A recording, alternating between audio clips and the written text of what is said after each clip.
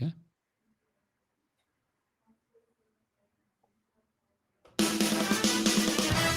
Well, it's Monday, and that means David Shapiro Day for us. Lovely to be able to catch up with you straight after the weekend, Dave. And actually on a day when there's quite a bit of news going around here in South Africa. Let's just start off with the, I suppose, the elephant in the room, which is the absence of the police in the past during the rioting, and now the reaction of the government, which has been strange to say the least. But what is your take on the way this is being handled, the aftermath, as it were, of the week of shame? I don't know where to start, because we're not quite sure when I say where this is leading to. I think, Alec, I read The Economist's two very telling articles in The Economist. I read in the Financial Times. I've been reading in other periodicals how people have responded to this. And the concern, what really concerns me is that there's a call for change. The Economist, in one of the hardest pieces I've read, put blame on everyone and said that the dream of 94 is probably over. I said it in a comment. I said they've eulogized the end of the dream. And I think what government has to do now has to step back and say, okay, this is what the world thinks of us. How do we change it? What are they asking for? And Alec, why I say that is that I've been brought up in an apartheid government. I was born in 1947. They came in, the nationalist government came in 1948 and started to institute changes. So throughout my growing up period, we were the pariah of the world. We were looked upon with contempt wherever we went. People would attack us on the policies and that. I don't say we defended it, but we lived through a very difficult time. And I never thought that I would see a time again where we were the pariah, where people looked at us with such contempt. So the point is now, where we have a situation like this. I know it's all very well to step up the police and to start acting the way that they hope to act against insurrection. But I think that we've really got to relook at what do we do from here. Who are we going to put next to Mr. Ramaphosa, or whether he stays himself, to actually get us out of this. And I must say the one thing is that, and they even mentioned this within the articles, is that our businesses have been very resilient. They seem to fight against all kinds of issues and still plug through. And it's the one side that we can be proud of, and I think we'll pull through and we'll continue to pull through, will be private enterprise. But they're getting tired. They're getting tired of trying to survive and do things against the issues that that we're finding. And that to that point, to that point, I've just had a conversation with Melanie Vaness, who is the CEO of the Chamber of Business in Pietermaritzburg and an incredible professional. And she says that roughly half of the businesses in Pietermaritzburg who've been destroyed are not coming back. They're going to take their money and they're going to go. And they've already told her this. So I guess that is the resilience only takes you so far. But if you keep bashing it, eventually the golden egg that pays the taxes, that employs the people, that makes an economy's wheels turn, that golden egg is, it's almost like, certainly in Pietermaritzburg, the goose has been eaten. They've roasted the goose, and there ain't going to be no more golden eggs, certainly at least for half of the business sector there. So you can start to put in police, and you can start to do all of these things now, after it's all happened. But it still doesn't bring confidence back. We've got to start doing things that make people hopeful, the same as we were in 94. And we've said this many times on your show, there was a very strong class in 1974 until they were enticed by the trappings of capitalism and the desire to become super wealthy. But it wasn't capitalism, Dave. It wasn't capitalism. Capitalism, according to Adam Smith, is a moral undertone. There was no moral undertone to this. It was how much can I make in the shortest possible time? Absolutely. Yay, I've been deployed to be in the private sector. Bring on the billions. Yeah. And we even have a president. We even have a president who got that. The president is worth billions because he was deployed into the private sector by the political party, and the private sector, or certainly corporates, enrolled him, made him incredibly wealthy, so much so that he's out of touch, Dave, with what's happening on the ground. How else can he be writing what he's writing right now? And business was to blame. There's no doubt, business was to blame. They played the game and they went along with it, never ever criticizing it, never ever questioning it. Saying, okay, this is the cost, this is the guilt factor, this is the cost we have to pay. Yeah, give it aside, let's carry on. And I've never been a favorite of business, Alec, in this respect. Even during the apartheid years, business was very compliant and just went along with what they had to do. No one ever stood up. There were some voices, Anglos might have made a noise here and there, but Tony Bloom was there. Chris Ball, there were a few. Yeah, there were a few. They left, and they, I think a lot of them were chastised and taken down. But I mean, you never got a powerful voice. What is happening behind the scenes. I think many businesses were quite happy with the state of affairs, and I find that even now. I'm surprised that we haven't had more noise out of business and really hammering down the door, Ramaphosa's door, and say, listen, this has gone far enough. This has gone absolutely far enough.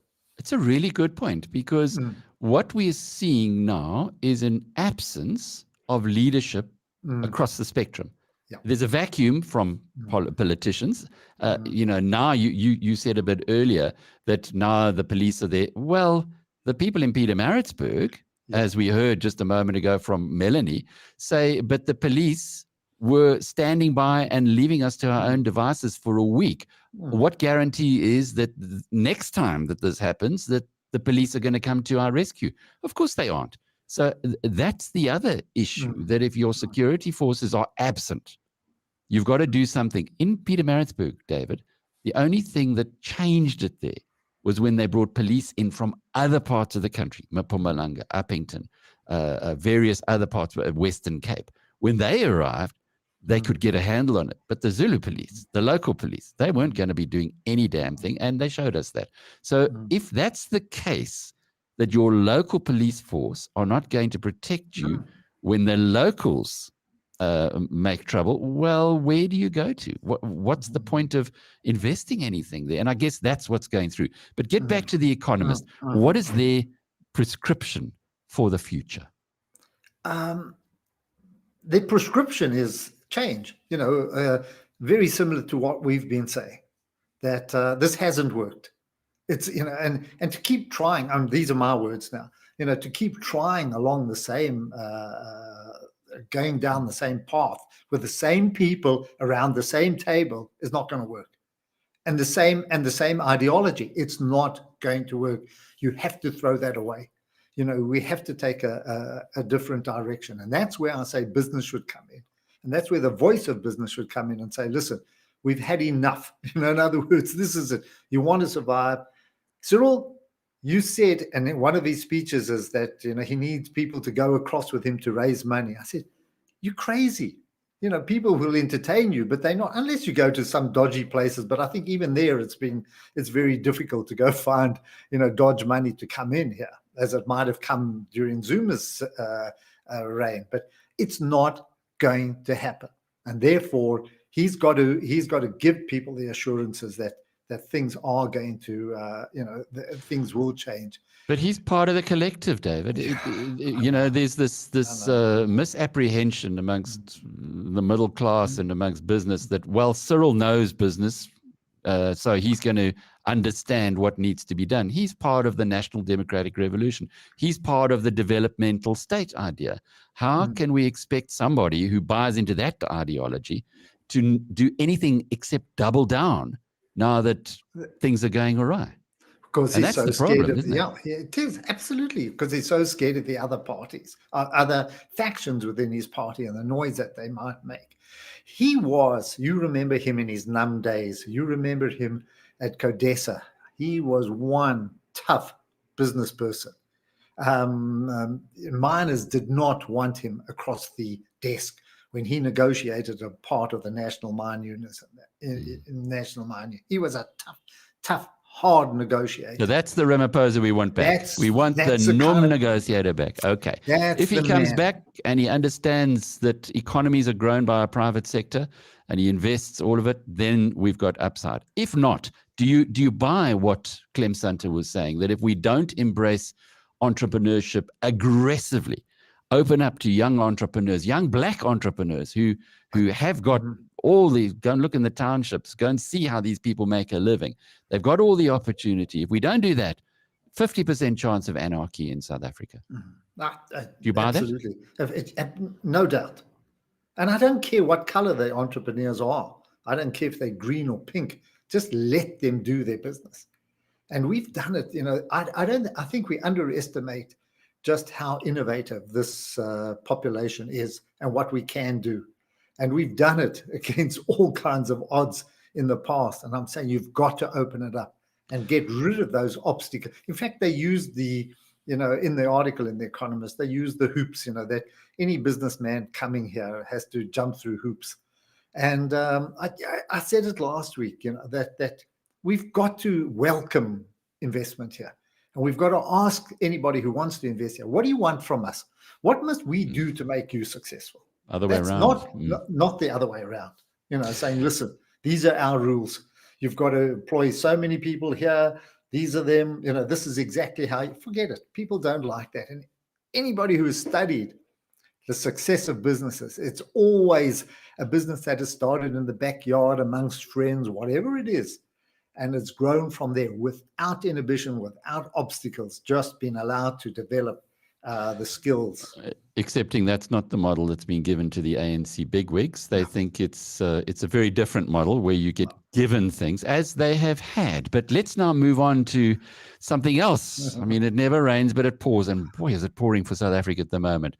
Naspers shares down heavily this morning as the Chinese government grabs Tencent and other Chinese capitalist companies and starts throttling the life out of them. This latest story where they're going to be taking effectively their pay network and subordinating that to the central bank, wiping out a big chunk of Tencent's profit. It's spooked the market in a big way. David, if Naspers were if Tencent were to fall sharply and Naspers were to follow it down, the retirement portfolios of South Africans would be adversely affected. And how? Look, we're down 7-8% already. I don't know, 13. I'm trying to. The JSE is up overall about 14% this year to date. Prosus or Naspers, whichever one you want, probably down 14-15%. So there's a massive gap that has emerged, and there's a huge weighting in those shares.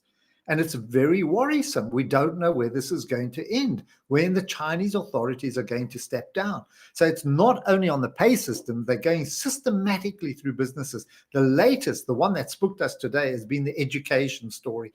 Because, in China, it's very important for children to get a good education so that the government decides which universities they go to. That's very important. So what happens is that you've had these tutoring apps, that have after school, where you pay a little bit more money, but you get the tutoring. And now they're clamping down on that, saying it's unfair because those who can't afford it, can't get the tutoring, and it's affecting their.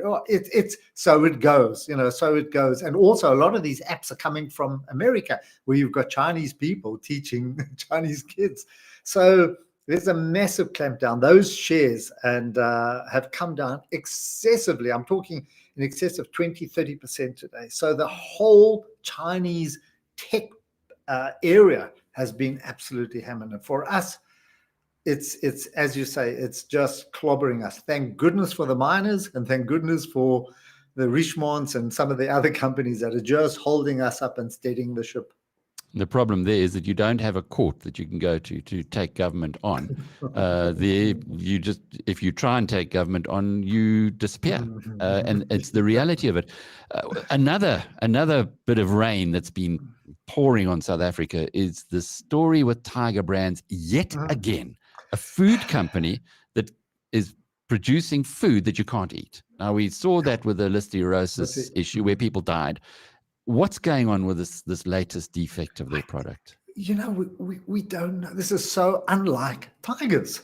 I mean, Tigers has been the, you know, when I say premier, there's a bit of a pun in that, because the fight used to be between Premier Milling and Tiger Brands, or Tiger Oats as they used to be called. Who was the bigger food company? And I mean, that they all transformed into massive businesses. And for Tigers, I mean, the canned food is a big side. It's a massive side. So for this to happen is deeply concerning, that they're starting to drop the ball and starting, you know, in other words, not only the health issues, but technical issues are starting to fail. So I don't know where this goes. And we thought we were over this, but it's going to be another drag, and a lot of questions are going to be asked. This is contamination. This is, you know, this is serious stuff. For a food company, it's your worst nightmare. But David, you've told me before, or you've often referenced Warren Buffett and the cockroaches. Yes, that's exactly it. You know, first we had listeriosis. What's it? Listeriosis? Listeriosis, yeah. Listeriosis, number one. Number one two, cockroach. So they say, and here comes the cousins. Here comes the cousin. You know, you're going to meet others. So it's going to lead an investigation and say, okay, listen, we've got to go through all of yours. You know, how does this happen? How can it happen at the meat plants? And now it's going to happen at these canning plants. What else is there? Where else is this? What are your standards, your health standards, and what are you doing? And are we starting to drop the ball? So but I think it's existential. If you are a food company, if you're a restaurant, the last thing that you can ever afford to do is to sell food that's going to give people food poisoning. If you do that, you're out of business, because word spreads very rapidly. If you are a food manufacturing company, if you have one listeriosis, perhaps people will forgive you. If you have another similar issue, it's telling the public that you can't trust. And if you don't have trust, like a bank, if you didn't trust that you could go to a bank and get your money back, would you put it in the bank? So are you going to go and buy coup products again? No, of course not.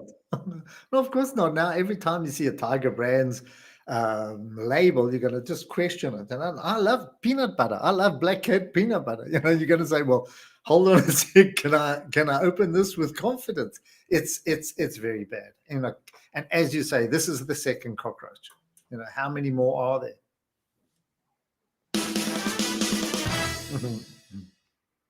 Moisa. So we're bringing Peter Major in now. Can you join that conversation as well, Dave? Yeah. Okay. There we go. Hello, Peter. Hi there, Alec. Hi, Dave. And you see Mr. David Shapiro, the very same. Well, Peter's the one. Okay, I'm going to just get us going. Do the record. Put the little sting, and then away we go. Peter, you happy? Sure. Peter Major's our go-to man when it comes to anything to do with mining. He is with Emergence, and mining is the one bright spot in South Africa at the moment, Peter. The companies are doing incredibly well.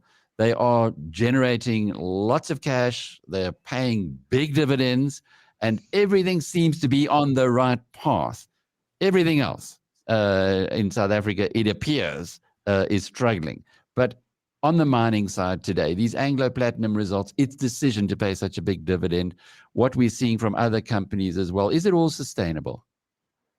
At these kind of commodity prices, it's sustainable for a couple more years until the costs catch up. And as you see, their costs are rapidly rising, more than double inflation.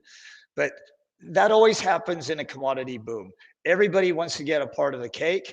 And you're so busy just making money, you don't want the operations to stop. You don't want them to even slow down. So you will pay whatever it takes to get a part. If the union gives you a hard time, you'll probably pay whatever it takes to keep them working.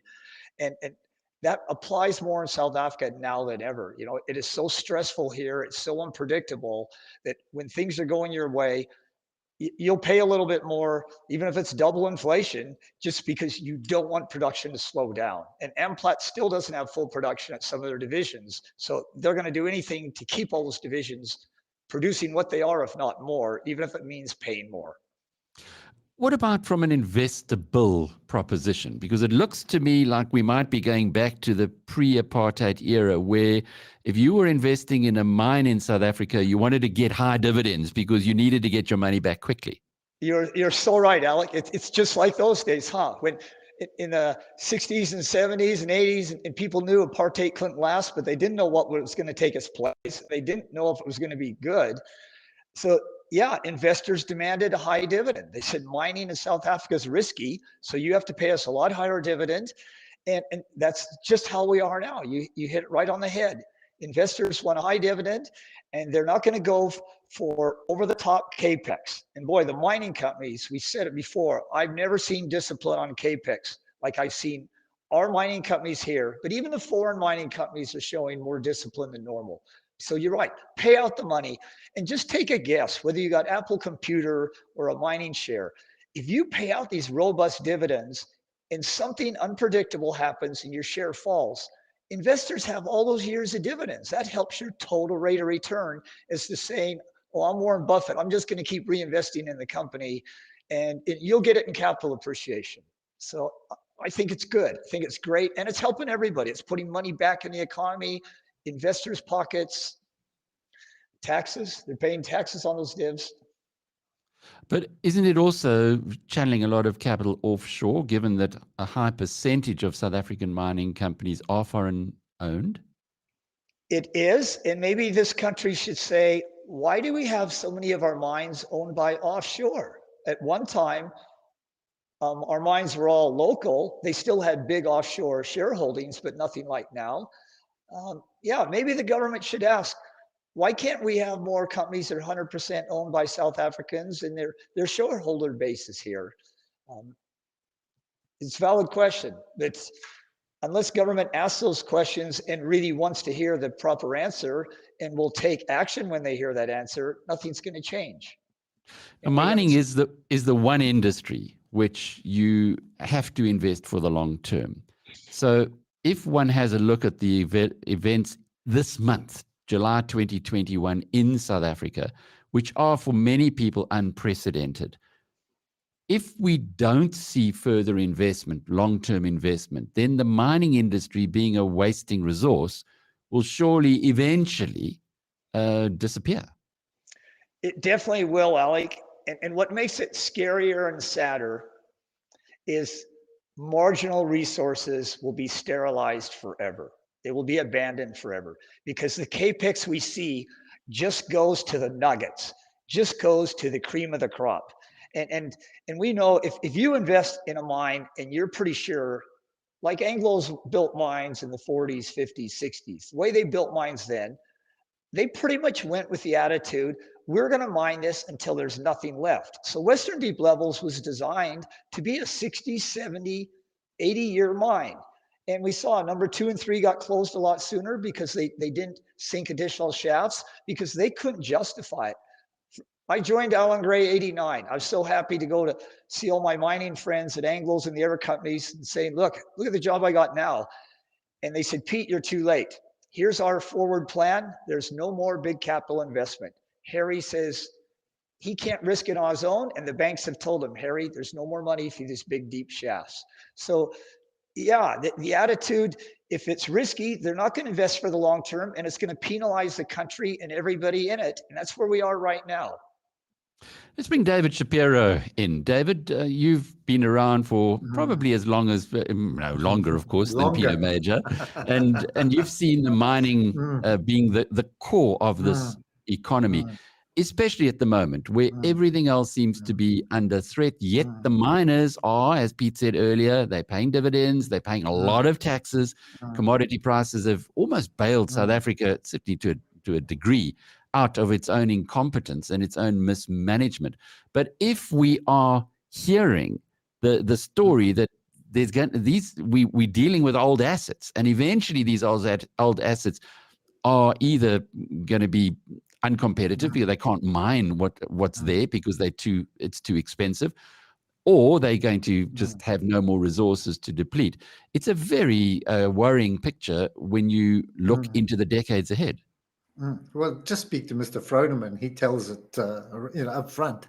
He'll tell you exactly what he feels and what they should be doing. But it's, Pete, when I joined the market, which is 1972, I always remember my dad saying to me, by the end of the century, we won't have any more gold left. And I thought, that's years away. That's still 30 years away. That's fine. But we've got there. And what happened is along the way, which people don't realize, there was a set gold price in those days, and the gold price has subsequently gone up, which would have made a lot more mines, extended the lives, which was not done. And that's the point that Peter's making, is that a lot more could have been done, and we could have extracted more, subsequent, I think, a lot to the political situation here and to policies. And, from that point of view, I mean, if you do go back to the 70s again to illustrate, we were getting 12% dividend yields on gold mines. It was a wasting asset, but that's what we were getting. And we would work it out and say, okay, in 3 or 4 or 5 years, you've got your money back. Whatever you've got is for free. Just go for the ride. But I think the point is now, and this is what we've been discussing along the way, government has to change its tune. It's got to roll out the red carpet. It's got to bring people in to come back here without all the obstructions that they're putting in the way, and just allow the industry to develop. Just sitting back, watching it, we will employ people. We will spend money in this country, buying equipment, training people, and so on. They've just got to let it happen. So anyway. Peter, is this something that the mining minister should be driving? In other words, we hear so much about a cabinet reshuffle, which is desperately needed, at least to get rid of the police and the defense chiefs. But would mining be a beneficiary of a different minister? You almost wonder, could it be any worse, Alec? Because when Gwede starts most Indabas that he gets invited to by saying, hope you guys know I'm really a Marxist. I'm a socialist, but I'm kind of bending a little bit here to address the capitalist association. I mean, to start out like that. And then when we read how Cyril has to force him to up the independent power producer allocation from 10 megawatts to 100, and Cyril has to force him, you want to be surrounded by people that are forcing you to do policy changes. That's kind of defense and mining ministers you want to say, Cyril, I'm leading edge. This is what we have to do. And I've never met a capitalist who won't do anything to make more money, include invest locally, include hire more people. But I've never even met a socialist who doesn't say he wants to make more money. We got a lot of people here that are Marxists and socialists. I haven't seen one that isn't happy to make more money. So we keep hearing over and over, until the policies change here, South Africa will continue to crumble. And the foreigners tell us that, the locals tell us that. So I can't believe government and ANC doesn't know that their existing policies are destroying jobs and investment, and there's better policies that will bring in investment and create jobs. It's so simple. the priorities, as we saw in the past, in the week of shame, are within the ANC's own factional disputes rather than the country as a whole. But okay, if you were to, and I'd like both of you to answer this question, if you were to put the dream Minister of Finance, remembering there's no racial barriers here because there's no whites in the cabinet, and we know Ramaphosa is a non-racist who wants representativity. So there's at least one opening in the cabinet. I think whites are still 10% of the population, or certainly 8%. Who would it be? Who of everybody on earth would you appoint as mining minister who's going to get mines, get the right kind of policies moving, and it's starting to rapidly increase the employment and the tax earnings from this side of the economy. Pete? Yeah, Alec, let me answer that with a question. Who have you heard speak the most consistently, the most succinctly about the kind of mining policies we should have? The ones I've heard are coming from the DA because it's the second largest party and it's got a pretty enlightened cabinet. And they talk a lot about non-racialism. They talk a lot about meritocracy. So that would be my first choice because that's who I hear saying the right things over and over very consistently for 15, 20 years. And that's what you want consistently. But is that politically, would Cyril be able to do that politically? Probably not, because he hasn't been able to do even little things. But that's what you need. Somebody who knows the right policy and has been saying it over and over for decades and knows how to implement it. Non-racial, meritocracy, investor friendly. So you'd co-opt James Lorimer, the DA shadow minister. For starters, yeah. Get a guy who at least knows what should be done for starters. Then if you find somebody better, move him out. But geez, if your car's ready to pack up, get a guy that at least knows how the engine works. And if he's not the best mechanic, you can change him later. But yeah, we got to get somebody that knows how proper policy in mining should work. David? Alec, do you remember Lord Beaverbrook in Churchill's cabinet? When I think he was a media guy. Yeah, he was a media guy. He was entrusted to build the Spitfire and to get the Air Force going. And it's him that won the Battle of Britain, by their sheer production. And he wasn't well liked, not at all. As a person, he was a bit, I think, a bit crass, crude, whatever it is. But he got the Spitfires built. He got their equipment built, whether it was the Halifax bomber, the Lancashire bomber, whatever it was. You need someone like that, who is a no-nonsense man who's just going to go in and get the job done. Who we've got here, I'm sure we could find. You know what I'm saying? I'm trying to scratch my head. I can think of two jump out who would fit that bill, and in other words, not very well liked and don't really give a damn about that. And the one would be Neil Froneman, the other one would be Mark Bristow. But would you prize them away from their huge companies? Why not for a bit of national service? We all had to do national service. We all had to go to the Army and the Air Force and so on. But I think Martin King, Colin Coleman, even anybody would be better than what we've got. What we have now is taking us down. So anybody that just levels us off for a starter, but start with the best we could find if we want a more immediate result. Like Beaverbrook. Just say that again, Pete. Sorry, I think I pronounced it wrong. Beaverbrook.